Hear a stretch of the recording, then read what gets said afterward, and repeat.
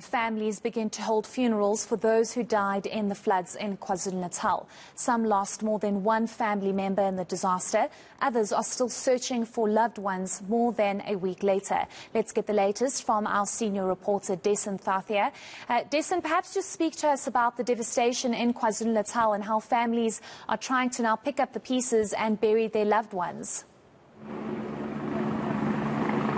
And almost 2 weeks later, Heidi, they're still doing that. And it's an extremely difficult process because in many cases, those family members have not been located. They haven't been found. And that's because of the conditions that we currently have in KwaZulu-Natal. You know that after those floods, there's still lots of rubble, there's debris. The waters are still high in rivers. So all of that making it quite difficult for search and rescue teams to work. But despite that, they have been going out every single day from the Virginia airport. This is their base. So what you're seeing behind me at the moment, that is one of the SANDF's choppers that was up in the air.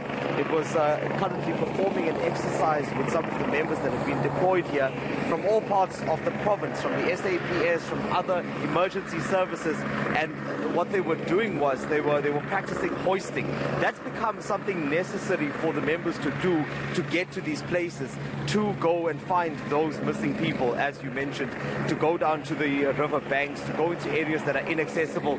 So what this was serving, the purpose it was serving, was almost to refresh their training, to give them extra hours, give them extra time to do this kind of work while they are in KwaZulu-Natal. So while that's happening behind me, Heidi, I want to bring in a man that you may not have often seen during this period, and that's because he's literally like Speedy Gonzalez. He's everywhere, he's all over the place, but he plays a very crucial role in the type of efforts that we've been seeing here during this disaster in KwaZulu-Natal. His name is Warrant Officer Dave Steyn. He's with the Durban Search and Rescue Unit.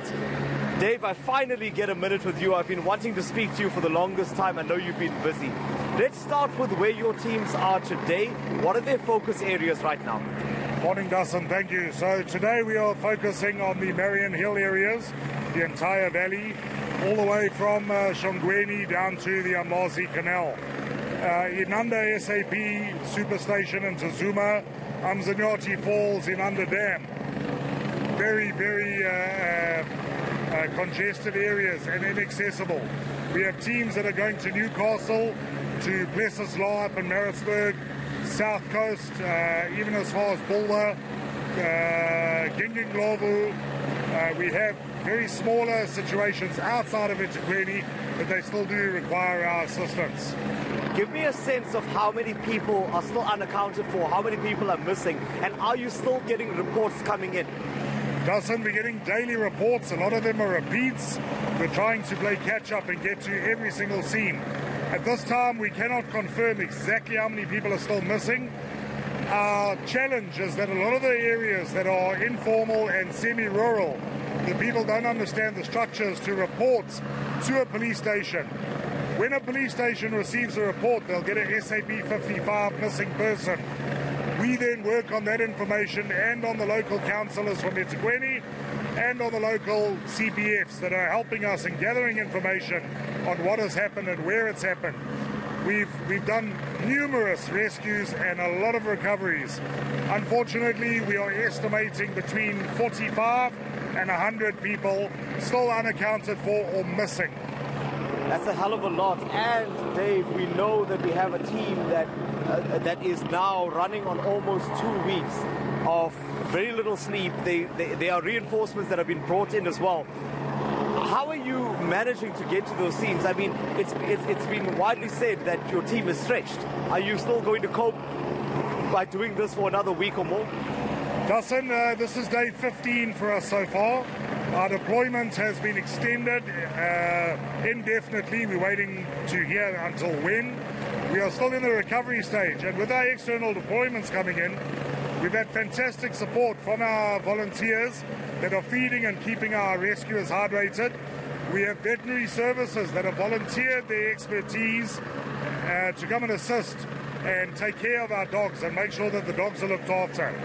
We have doctors and ambulance services that are taking care of the members. We have physiotherapists that are assisting with people that are getting strains, aches and pains from doing extremely strenuous type of work out in the field. And so far, we know that the canines have played a huge role in the work that has been done here. Do you have enough dogs? And I know that some of them were injured in the process of this work. Are they okay now? Some of the dogs are still on compulsory rest, as advised by the state vet.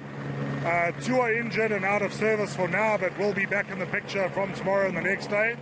We have a rotation system now. Of our 17 dogs on deployment here, we will always have a minimum of 7 dogs being deployed daily.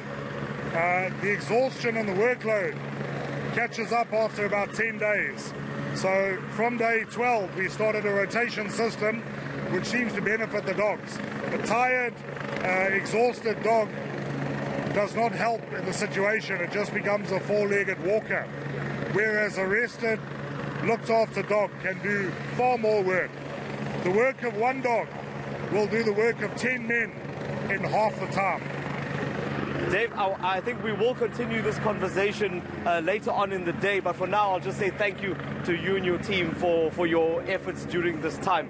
Heidi, that was Dave Steyn with the Durban Search and Rescue, just giving us some of the latest details. You would have heard there that there are still many people that are missing, and there are so many areas that they need to get to, and at this point they are now starting to bring in other members. You know that people have come in from other parts of the province, but what's crucial in what he said was the role of the canines in this, the police dogs that go out and do this kind of work. So it's very important that they also are fit, rested, and able to help these families that are locating their missing loved ones.